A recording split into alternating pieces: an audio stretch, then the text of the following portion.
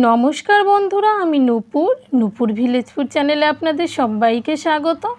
আশা করি যে যেখান থেকে ভিডিওটি দেখছেন সবাই খুব বেশি ভালো আছেন।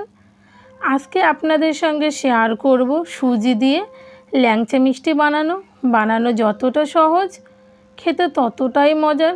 আশা করি আজকের ভিডিওটি আপনাদের খুব বেশি ভালো লাগবে। স্কিপ না করে শেষ অবধি দেখার অনুরোধ রইল। আর যারা ইউটিউব থেকে দেখছেন অবশ্যই চ্যানেলটি সাবস্ক্রাইব করে অল নোটিফিকেশন অন করে রাখবেন। আর যারা ফেসবুক থেকে দেখছেন পেজটিকে ফলো করে দেবেন। চলুন শুরু করা যাক। প্রথমে আমি 500 গ্রাম গরুর দুধ নিয়েছি। দুধটাকে খুব সুন্দর করে গরম করে নেব। আপনারা চাইলে এখানে আমুলের লিকুইড দুধটাও ব্যবহার করতে পারেন, সেক্ষেত্রেও মিষ্টিটা খুবই সুন্দর হয় খেতে। এবার গ্যাসের ফ্লেমটা হাই করে দুধটাকে ভালো করে ফুটিয়ে নিতে হবে।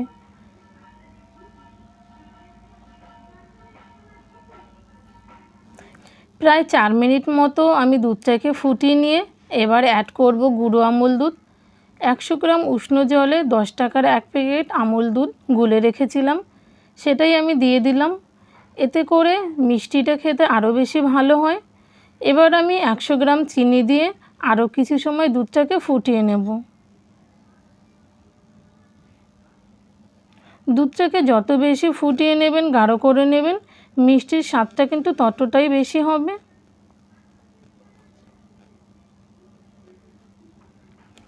চিনিটাকে ভালো করে ফুটিয়ে নিয়েছি। এবার আমি দিয়ে দেবো এলাচ গুঁড়ো। এলাচ গুঁড়ো দিলে মিষ্টিটায় ভালো সুন্দর একটা ফ্লেভার আসবে এবং খেতেও খুব ভালো লাগবে। আপনারা অবশ্যই চেষ্টা করবেন এলাচ গুঁড়ো দেওয়ার, এটাকে স্কিপ করবেন না। এবার এলাচ গুঁড়ো দিয়ে আমি আরও 4-5 মিনিট মতো দুধটাকে ফুটিয়ে নেব।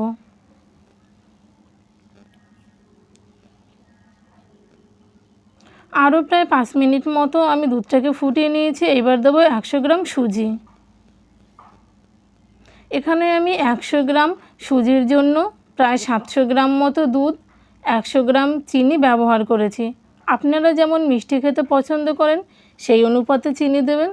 এবার সুজিটাকে নাড়িয়ে চাড়িয়ে একদম শুকিয়ে নিতে হবে। সুজিটা দেওয়ার পরে অবশ্যই অনবরত নাড়তে থাকবেন, না হলে নিচে সুজিটা লেগে যাওয়ার ভয় থাকে।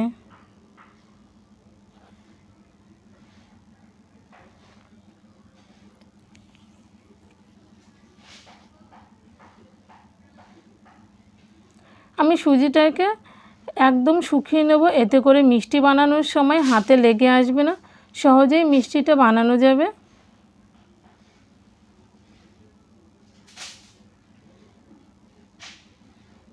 দেখুন আমি এরকম শুকনো করে নিয়েছি, ঠিক এতটাই শুকনো করে নিতে হবে। এবার আমি গ্যাসটা বন্ধ করে দিয়েছি, এমন শুকনো হলেই হবে। এবার আমি এটাকে ঠান্ডা করে নেব। সুজিটাকে খুব সুন্দর করে ঠান্ডা করে নিয়েছি। এবার হাতের সাহায্যে একটু ম্যাশ করে নিয়ে লম্বা লম্বা শেপে ল্যাংচা বানিয়ে নেব।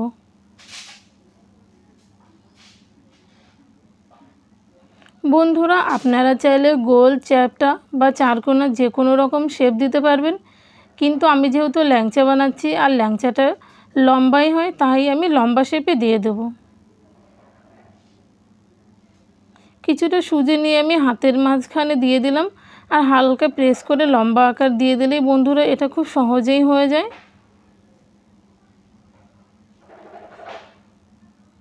দেখুন বন্ধুরা কত সুন্দর হয়েছে। এভাবে আমি আরও একটি বানিয়ে আপনাদের দেখাচ্ছি। বন্ধুরা আপনারা কিন্তু আমাকে কমেন্ট করে জানাতে পারেন যে আপনারা কী রেসিপি দেখতে চান, তাহলে আমি পরবর্তীতে সেই রেসিপি দেখানোর চেষ্টা করব। এই একইভাবে আমি সবগুলো ল্যাংচাগুলোকে বানিয়ে নেব। দেখুন আমি সব ল্যাংচাগুলোকে বানিয়ে নিয়েছি, কতটা সুন্দর লাগছে দেখতে, আর এলাচ গুঁড়ো দেওয়াতে আরও সুন্দর ঘ্রাণ বেরাচ্ছে। এবার আমি উপর থেকে গার্নিশ করার জন্য দিয়ে দেবো একটু আমুলের গুঁড়ো দুধ। এতে করে দেখতেও খুব বেশি ভালো লাগে আর খেতেও খুব ভালো লাগে। দেখলেন তো বন্ধুরা কতটা সহজ আর কতটা সুন্দর রেসিপিটি। কেমন লাগলো অবশ্যই আমাকে কমেন্ট করে জানাবেন। ভালো লাগলে লাইক করবেন, বন্ধুদের সঙ্গে শেয়ার করবেন।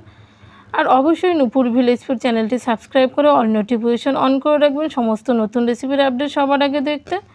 সবাই খুব বেশি ভালো থাকবেন। টাটা।